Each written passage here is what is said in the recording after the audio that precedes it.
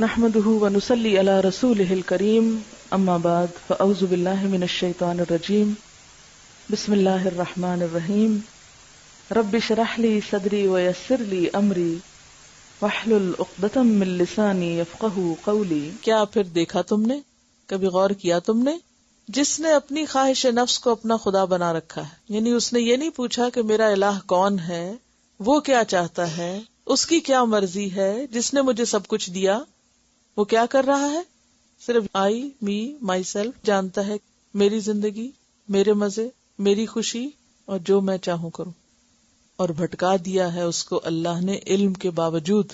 کیوں؟ کیونکہ وہ اپنی خواہشات کے پیچھے لگ کے، خواہشات میں اندھا ہو کر اپنے خالق کو اور اس کے احکامات کو بھول چکا ہے۔ خواہشات نفس ایسی چیز ہیں جن کے پیچھے لگ کر، جن کی تکمیل میں انسان اپنے آپ کو اوپر سے نیچے گراتا ہے، اپنی قدر کھو دیتا ہے۔ تو خالق کائنات کی نگاہوں میں کون قدر کھو دیتا ہے؟ جو اللہ کو نہیں، اپنی مرضی کو اپنا خدا بناتا ہے، اپنی مرضی سے جینا چاہتا ہے، اپنی منمانی کرنا چاہتا ہے۔ اور یہ انسان کے لیے سب سے خطرناک بات ہوتی ہے کہ کوئی بھی کام کرنے کے لیے وہ یہ نہ دیکھے کہ اخلاق کیا کہتا ہے، قانون کیا کہتا ہے، خدا کی مرضی کیا ہے، قرآن میں کیا لکھا ہوا ہے، اور لوگوں کے حق حقوق کیا ہیں۔ وہ کیا دیکھے؟ میری عقل کو کیا ٹھیک لگتا ہے اور میرا دل کیا چاہتا ہے اور میں کسی چیز کو کیسے دیکھنا چاہتا ہوں۔ ایسا شخص خدا کے منصوبے کے سامنے اپنا ایک الگ منصوبہ بنا لیتا ہے اور وہ ایک ٹکراؤ کا شکار ہو جاتا ہے۔ یعنی اس شخص کی پرائرٹی اللہ کی ذات نہیں، اللہ کا حکم نہیں، اس کی ترجیح کیا ہے؟ اپنی خواہشات۔ ہر وہ کام کرنا چاہتا ہے جس کو اس کا دل چاہتا ہے، خواہ اللہ نے حرام کیا ہو، اور کوئی وہ کام نہیں کرنا چاہتا جس کو اس کا دل نہ چاہے، خواہ اللہ نے فرض قرار دیا ہو کہ لازمی کرنا ہے۔ یعنی اللہ کے عائد کردہ فرائض کو فرض نہ سمجھے اور اللہ کے حرام کردہ کو حرام نہ سمجھے، نہ حلال حرام کی پرواہ کرے اور نہ کسی فرض سنت کی پرواہ کرے۔ کیسے جیے؟ جیسے چاہو جیو، جو چاہو کرو۔ اب یہ تو باقاعدہ موٹو بن گیا نا لوگوں کا، جیسے چاہو جیو۔ اسلام میں ایسے کانسیپٹ کا کوئی تصور نہیں۔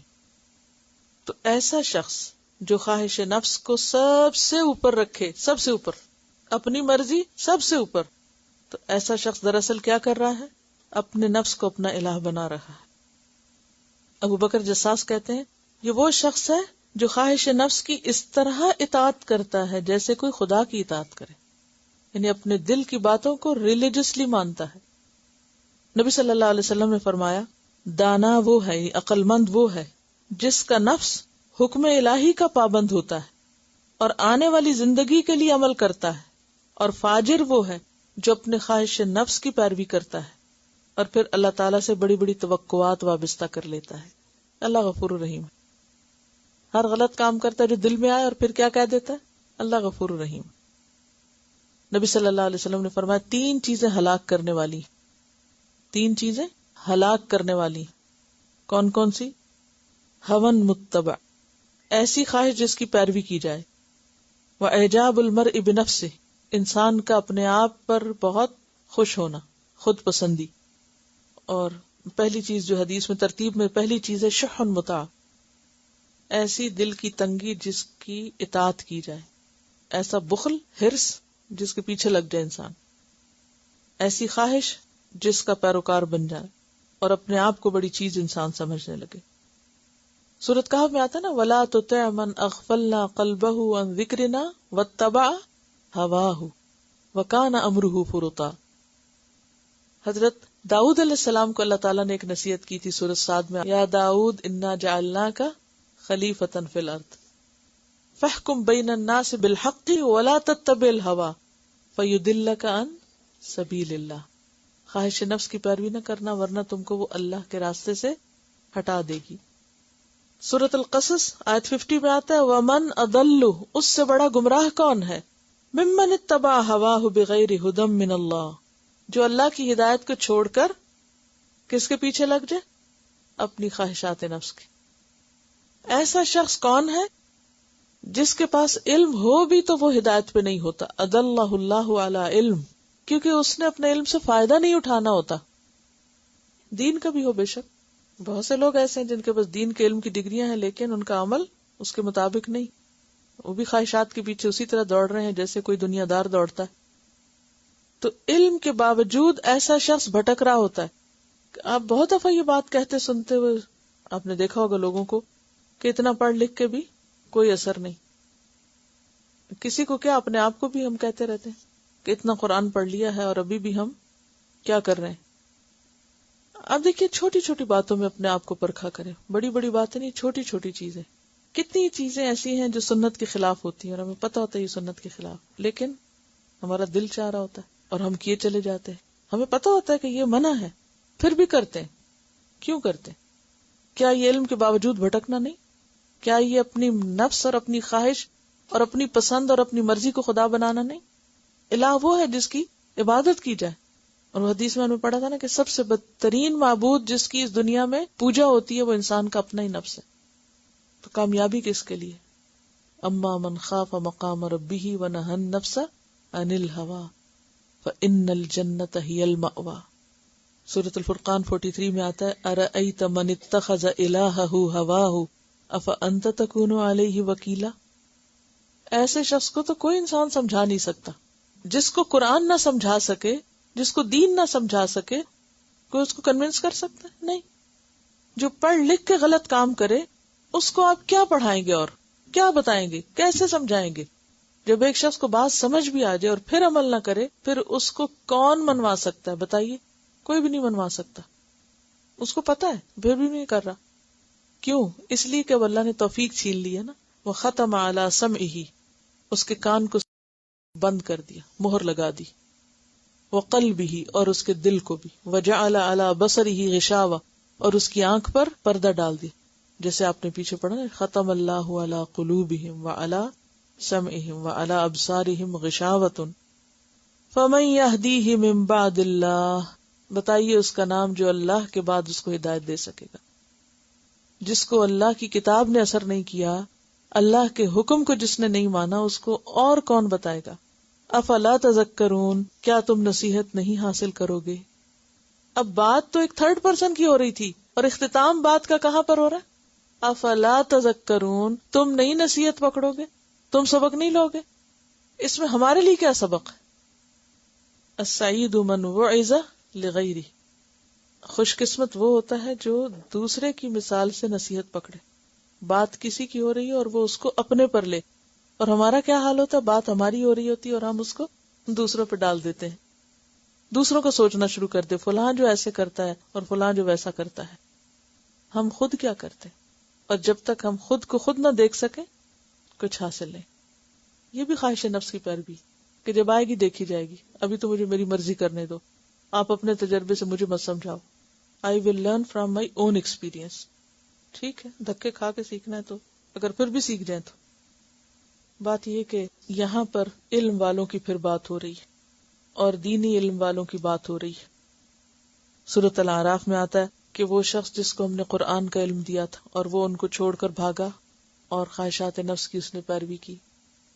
وَاتْلُ عَلَيْهِمْ نَبَأَ الَّذِي آتَيْنَاهُ آيَاتِنَا فَانْسَلَخَ مِنْهَا فَأَتْبَعَهُ الشَّيْطَانُ فَكَانَ مِنَ الْغَاوِينَ وَلَوْ شِئْنَا لَرَفَعْنَاهُ بِهَا وَلَكِنَّهُ أَخْلَدَ إِلَى الْأَرْضِ وَاتَّبَعَ هَوَاهُ فَمَثَلُهُ كَمَثَلِ الْكَلْبِ إِنْ تَحْمِلْ عَلَيْهِ يَلْهَثْ أَوْ تَتْرُكْهُ يَلْهَث ذَلِكَ مَثَلُ الْقَوْمِ الَّذِينَ كَذَّبُوا بِآيَاتِنَا فَاقْصُصِ الْقَصَصَ لَعَلَّهُمْ يَتَفَكَّرُونَ.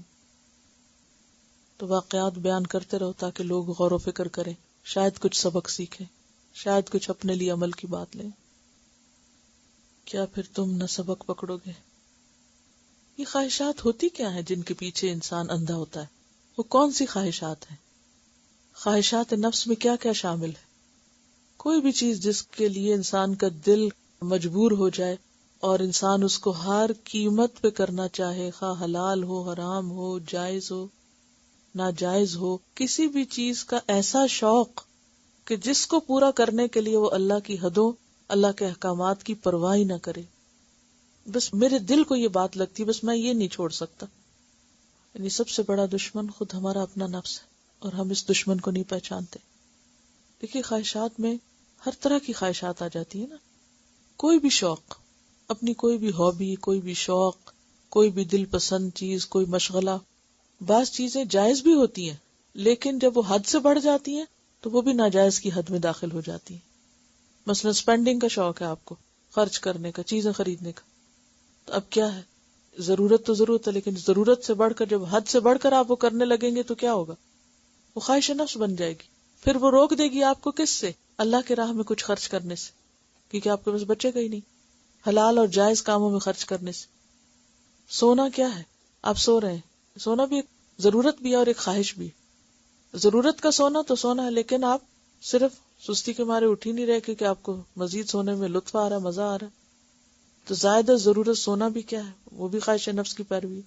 اسی طرح شادی بیاہ، ازدواجی تعلقات، ان سب میں اعتدال جو ہے وہی پسندیدہ ہے. لیکن انسان اگر کسی بھی چیز پہ دل آ جائے، چاہے وہ قانون کے دائرے سے باہر ہو، حرام ہو، اگر اس میں انسان کے لیے کشش ہے تو وہ بھی اس میں آ جائے گا. کھانے پینے کی خواہشات ہیں، اس میں بھی اگر انسان حد سے بڑھ جائے، حلال حرام کی پرواہ نہ کرے یا حلال میں ہوتے ہوئے پھر حد سے بڑھ جائے تو بھی نقصان دہ. تو کوئی چیز جو ہمیں اللہ کی اطاعت سے اور اس بڑے مقصد سے جو اللہ کو راضی کرنے کا اس سے روکے، خواہ وہ پہننے کی خواہش ہو. مثلا پہننے کا شوق بہت سے لوگوں کو ہوتا ہے، ٹھیک ہے، اچھی بات ہے، اللہ نے اچھا پہننے سے آپ کو منع نہیں کیا، لیکن اگر وہ اللہ کی حدوں کو توڑ کے، اللہ کو ناراض کر کے آپ پہن رہے ہیں تو خواہش نفس کی پیروی. ایسا لباس پہن رہے ہیں کہ جو اللہ سے زیادہ شیطان کو خوش کرے، اور صرف آپ اس لیے پہن رہے ہیں کیونکہ آپ کو وہی اچھا لگتا ہے، آپ کو وہ اٹریکٹ کرتا ہے، تو بھی اس میں آ جائے گا. یعنی کوئی بھی چیز آپ دیکھ لیں، اس میں انسان نہ اللہ کے حقوق کی پرواہ کرے اور نہ ہی بندوں کے حق کی، کس کا کیا حق ہے. کیونکہ بعض اوقات انسان اپنے نفس کی خواہش پوری کرنے میں ماں باپ کا، بہن بھائیوں کا اور لوگوں کا حق بھی مارتے ہوئے بالکل پرواہ نہیں کرتا. بعض اوقات اپنی خوشی کی خاطر سب کی عزت اور سب کی ہر چیز انسان برباد کر ڈالتا ہے کہ میری خوشی اس میں، آپ کون ہوتے ہیں مجھے روکنے والے. خواہ وہ کسی ایسی جگہ شادی کرنے کی خواہش ہو کہ جہاں نکاح ہوتا ہی نہ ہو، لیکن ایسی بھی بہت سی مثالیں آپ کو ملیں، اور اچھے بھلے پڑھے لکھے لوگ ہوں. یعنی اپنی خواہش پوری کرنے کے لیے انسان نہ کسی کے سکون کی، نہ آرام کی، نہ اس کی بنیادی ضرورت، کسی بھی چیز کی پرواہ نہ کرے. یہ بھی شرک میں آ جاتا ہے کیونکہ ایک طرف اللہ کا حکم ہے اور دوسری طرف آپ کے نفس کی خواہش ہے، تو اس کو وہ برابر کر دیا آپ نے. بعض اوقات ماڈرن کہلانے کے لیے، دوسروں کی اس میں جچنے کے لیے، ایکسیپٹیبل ہونے کے لیے بعض اوقات ہم ایسے خلاف دین کام کرتے رہتے ہیں. عام طور پہ ہمارا کیا جملہ ہوتا ہے، اٹ لکس کول. کول کیا چیز ہے؟ کوئی بھی کول جو نا کول ہے جہنم کا، اگر وہ اللہ کی مرضی کے خلاف ہے. یعنی شیطان نے الفاظ کو بھی اتنا خوشنما بنا دیا کہ ہر غلط حرام کام کرنے کو آسان کر دیا.